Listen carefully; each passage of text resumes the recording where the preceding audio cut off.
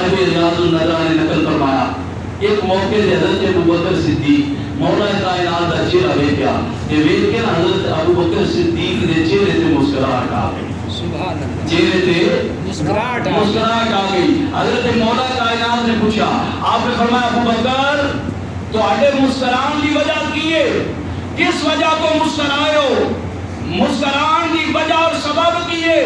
حضرت ابوبکر صدیق نے فرمایا میں اپنے رسول کو سنیا ہی حضور دی گل میں یاد آ گئی ہے تیرا چہرہ دیکھ کے نبی پاک کا فرمان یاد آ گیا ہے آقا دی گل یاد آ گئی ہے تاں میں مسکرایا حضرت مولا کائنات نے فرمایا ابوبکر کی گل یاد آئی ہے حضرت ابوبکر صدیق فرماتے میں آقا کریم کی زبان کو سنیا میرے نبی پاک علیہ السلام نے فرمایا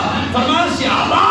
یاد رکھے قیامت والے دن ان صراط تو وہ بندہ ہی گزر سکسی گا جن پروانہ علی المرتضی عطا فرمائے گا سبحان اللہ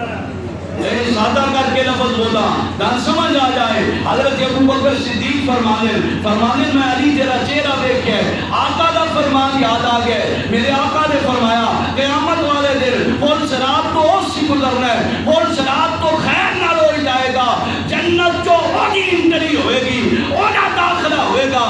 فرمایا جن پروانہ میرا علی عطا فرمائے گا تو ساری دی وقار گل سنن دی دے رہی مولا کائنات بھی مسکرائے ابوبکر صدیق کا چہرہ دیکھ کے جناب مولا کائنات مسکرائے حضرت ابوبکر نے پوچھا فرمایا اے علی تو آگے مسکران دی وجہ کی ہے مولا کائنات نے فرمایا ابوبکر تو سچ آکے میرے پاک رسول نے نہیں فرمایا تے فرمایا میرے آقا میں نے بھی فرمایا